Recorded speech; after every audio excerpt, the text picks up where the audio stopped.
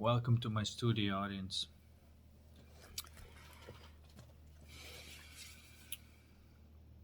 I just was realizing something quite interesting. In previous videos, I talked about the coal and alchemization of the coal into the diamond. And I was considering, is there any kind of correlation between the masculine and the feminine in this process? And in the biblical stories, you have Mary Magdalene, Christ, and then you have Jesus and Virgin Mary and the Christ, and then you have the characters like Jesus and Mary Magdalene.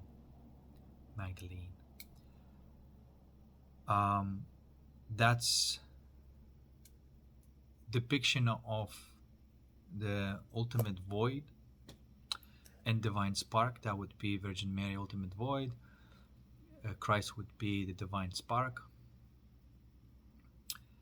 And then you would say, what's the Jesus and what's the Mary Magdalene?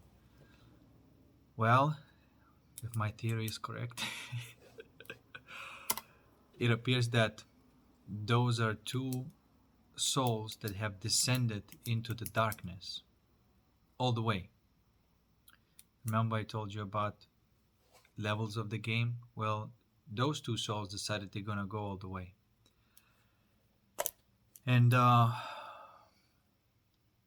you see a redeeming quality of Mary Magdalene in biblical stories of being a sinful person, right? A prostitute, and her transition into that loving divine being.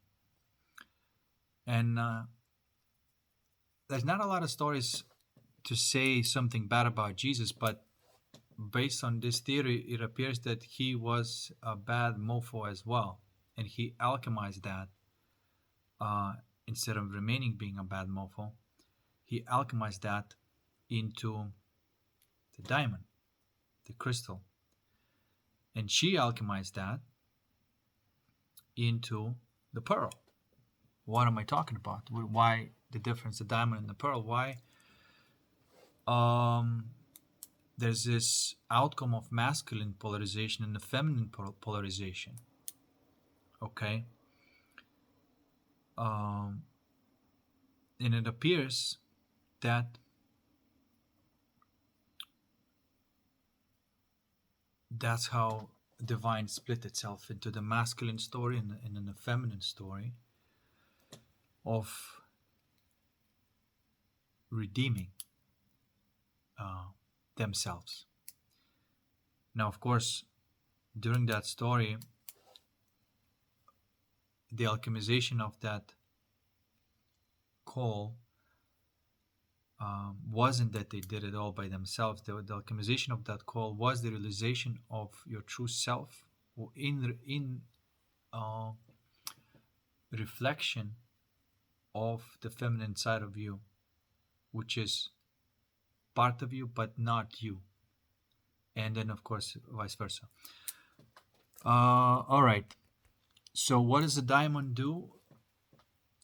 Diamond takes the energy of fear, which stems from pain, and turns it into light, the organizing principle, or organ, or bliss, or wisdom, or power, true power. That's true power. That's not ego power. That's true power. Okay, now on the other side, the alchemy resulted not in a diamond, which is a crystal with sharp, edges that can diffract the energy into the light. It created basically a white crystal, not geometrically structured and transparent to diffract the light, but to reflect the light. Okay, what's the purpose of that? The diamond transmutes the energy of fear into the energy of bliss. The pearl takes the energy, or actually, um, the coal would not reflect the light at all, right? It would just reflect that energy that is distorted, right? Like something that is not true, right? So when you encounter somebody like that, they will tell you lies about you, right? They will try to tell you that that you're this, that you're that, and it would just tell you all the bad things about you, trying to put a doubt into your mind. That's the heart of coal. But the heart of pearl would not see that in you. It would only see the perfection. And so it would always be removing doubt. And doubt being a boundary that is not true, that is a lie. So Mary Magdalene becomes this figure that reflects the light about you, reflects the truth, and destroys doubt.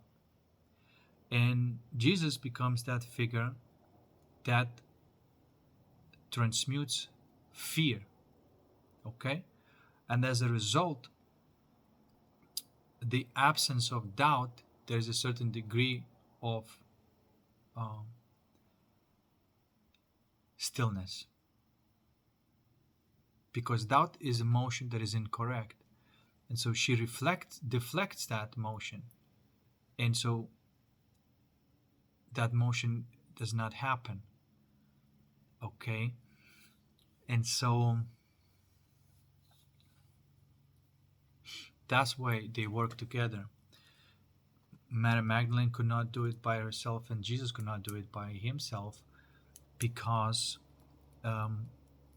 Jesus would not be able to deflect the doubt, because he can only transmute the fear. And so this is why he needs that principle of the moon that reflects the sun to even realize that you are the sun. Okay? And to know who you are, who you truly are. This is why the moon is important. So that's the way Jesus eliminates all his doubt. Now, of course, I'm talking about these biblical figures, but these biblical figures represent the actual consciousness structures that exist, which corresponds to the physics in this world that we can see happening. This is still all physics, but of course it's also a story. And of course there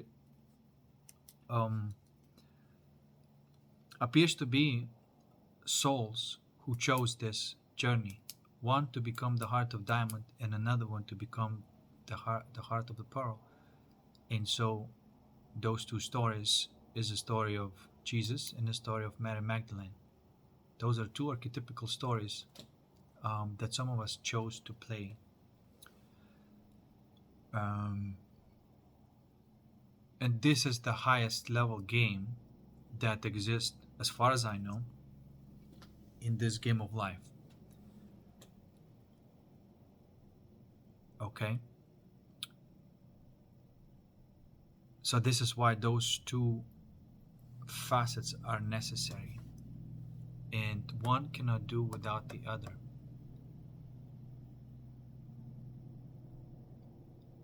When you have a being can transmute the pain and the fear into bliss, and when you have a feeling where the being that can transmute the pressure and the doubt into peace and safety and security and assurance, that is when you have a complete picture. That is when you are basically the power to be reckoned with, the power to create paradise back in this world. So these are a few thoughts that I wanted to share. Hopefully it resonates and hopefully put things into perspective. Peace. See you in the next one.